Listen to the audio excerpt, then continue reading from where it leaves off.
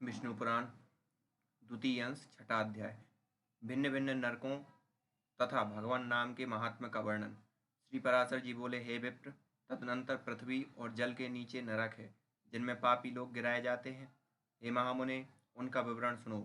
रौरव, सूकर, रोध, ताल, विषसन, महाज्वाल, तप्त कुंभ, लवण, बिलोहित, रुधिराम्ब, वैतरणी, कुमीस, कृमिभोजन, अस्सी पत्रवन, कृष्ण, लालाभक्ष, दारुण, पूयभ, पाप, वहिज्वाल, अधसिरा, संदेश, कालसूत्र, तमस, अवीची, स्वभोजन, अप्रतिष्ठ और अपरचि, ये सब तथा इनके सिवा और भी अनेकों महाभयंकर नरक हैं, जो यमराज के शासनाधीन हैं और अति दारुण शस्त्र भय तथा अग्नि भय देने वाले हैं, और जिनमें जो पुरुष पापरत होते हैं वे ही गिरते हैं। जो पुरुष कूट साक्षी, झूठा गवाह अर्थात जानकर भी ना बतलाने वाला या कुछ कहने वाला होता है, अथवा जो पक्षपात से यथार्थ नहीं बोलता और जो मिथ्या भाषण करता है, वह रौरव नरक में जाता है। हे मुनि सत्तम, भ्रूण या गर्भ को नष्ट करने वाले, ग्राम नाशक और गौ हत्यारे लोग रोध नामक नरक में जाते हैं, जो श्वासोच्छ्वास को रोकने वाला है। मद्यपान करने वाला, ब्रह्मघाती, सुवर्ण चुराने वाला तथा जो पुरुष इनका संग करता है, वह सूकर नरक में जाते हैं। क्षत्रिय अथवा वैश्य का वध करने वाला, ताल नरम नरक में तथा गुरु स्त्री के साथ गमन करने वाला, भग्निगामी और राजदूतों को मारने वाला पुरुष तप्तकुंड नरक में पड़ता है। सती स्त्री को बेचने वाला, कारागृह रक्षक, अश्व विक्रेता और भक्त पुरुष का त्याग करने वाला, ये सब लोग तप्त लोह नरक में गिरते हैं। पुत्रवधु और पुत्री के साथ विषय करने वाला पुरुष महाज्वाल नरक में गिराया जाता है, तथा जो नराधम गुरुजनों का अपमान करने वाला और उनसे दुर्वचन बोलने वाला होता है, तथा जो वेदों की निंदा करने वाला, वेद बेचने वाला या अगम्या स्त्री से सम्मोह करता है, हे द्विज, ये सब लवण नरक में जाते हैं। चोर तथा मर्यादा का उल्लंघन करने वाला पुरुष बिलोहित नरक में जाता है। देव, द्विज और पितृगण से द्वेष करने वाला तथा रत्न को दूषित करने वाला कृमिभक्ष नरक में, और अनिष्ट यज्ञ करने वाला कृमिसन नरक में जाता है। जो नराधम पितृगण, देवगण और अतिथियों को छोड़कर उनसे पहले भोजन कर लेता है, वह अति उग्र लालाभक्ष नरक में पड़ता है।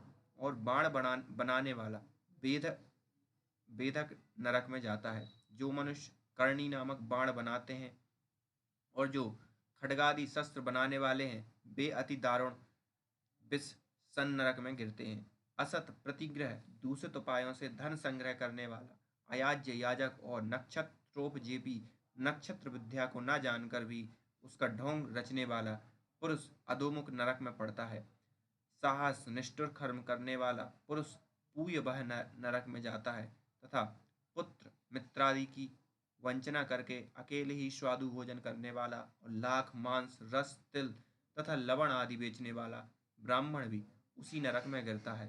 हे द्विज श्रेष्ठ, बिलाव, कुक्कुट, छाग, अश्व, सूकर तथा पक्षियों को पालने से भी पुरुष उसी नरक में जाता है। नठ तथा मल्लवृत्ति से रहने वाला, धीवर का कर्म करने वाला, कुंड का अन्न खाने वाला, विष देने वाला, चुगलखोर, स्त्री की असद वृत्ति के आश्रय रहने वाला, धन आदि के लोभ से बिना पर्व के अमावस्या आदि पर्व दिनों का कार्य करने वाला, द्विज, घर में आग लगाने वाला, मित्र की हत्या करने वाला, शकुन आदि बताने वाला, ग्राम का पुरोहित तथा सोम बेचने वाला, ये सब रुधिरांध नरक में गिरते हैं।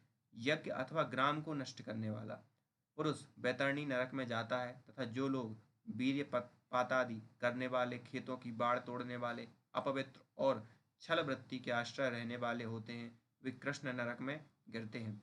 जो वृथा ही वनों को काटता है, वह असिपत्र वन नरक में जाता है। मेधोपजीवी, गडरीय और व्याधगण वन्नी ज्वाल नरक में गिरते हैं। तथा हे द्विज, जो कच्चे घड़ों अथवा ईंट आदि को पकाने के लिए उनमें अग्नि डालते हैं, वे भी उस वही जाल नरक में जाते हैं।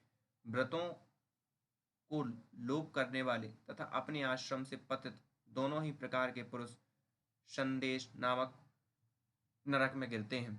जिन ब्रह्मचारियों का दिन में तथा सोते समय बुरी भावना से वीर्यपात हो जाता है, अथवा जो अपने ही पुत्रों से पढ़ते हैं, वे लोग स्वभोज स्वभोजन नरक में गिरते हैं। इस प्रकार ये सब अन्य सैकड़ों हजारों नरक हैं जिनमें दुष्कर्मी लोग नाना प्रकार की यातनाएं भोगा करते हैं।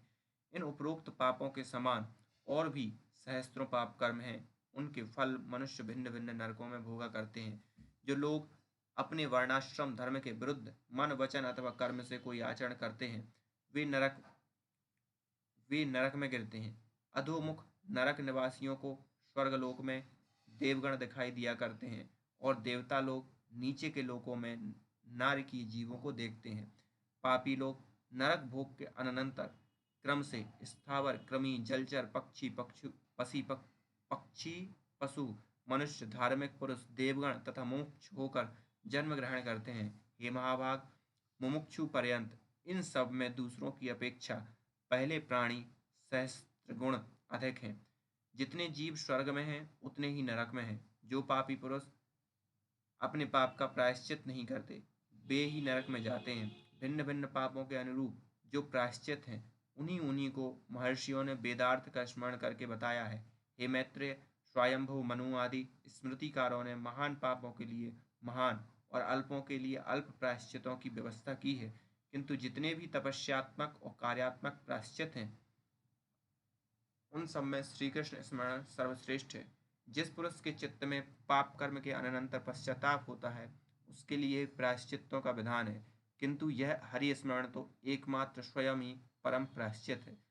प्रातःकाल, सायंकाल, रात्रि में अथवा मध्याह्न में किसी भी समय श्री नारायण का स्मरण करने से पुरुष के समस्त पाप तत्काल क्षीण हो जाते हैं।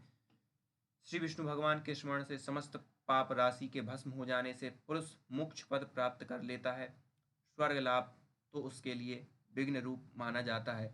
हे मैत्रेय, जिसका चित्त जप होम और अर्चनादि करते हुए निरंतर भगवान वासुदेव में लगा रहता है, उसके लिए इंद्रपद आदि फल तो अंतराय कहाँ तो पुनर्जन्म के चक्र में डालने वाली स्वर्ग प्राप्ति, और कहाँ मोक्ष का सर्वोत्तम बीज वासुदेव नाम का जप।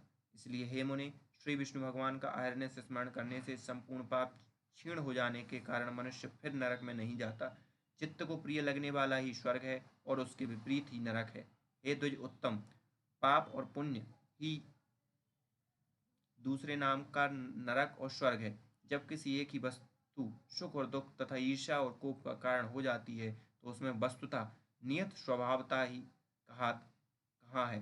क्योंकि एक ही वस्तु कभी प्रीति की कारण होती है तो वही दूसरे समय दुखदायिनी हो जाती है, और वही कभी क्रोध की हेतु होती है तो कभी प्रसन्नता देने वाली हो जाती है। अतः कोई भी पदार्थ दुखमय नहीं है और न कोई सुखमय है। ये सुख दुख तो मन के ही विकार हैं। परमार्थतः ज्ञान ही परब्रह्म है, और अविद्या की उपाधि से वही बंधन का कारण है। यह संपूर्ण विश्व ज्ञानमय ही है। ज्ञान से भिन्न और कोई वस्तु नहीं है। हे मैत्रेय, विद्या और अविद्या को भी तुम ज्ञान ही समझो। हे द्विज, इस प्रकार मैंने तुमसे समस्त भूमंडल, समस्त पातालोक और नरकों का वर्णन कर दिया। समुद्र, पर्वत, द्वीप, वर्ष और नदियां, इन सभी की मैंने संक्षेप से व्याख्या कर दी। अब तुम और क्या सुनना चाहते हो? इति श्री विष्णु पुराणे द्वितीय अंशे षष्ठो अध्याय।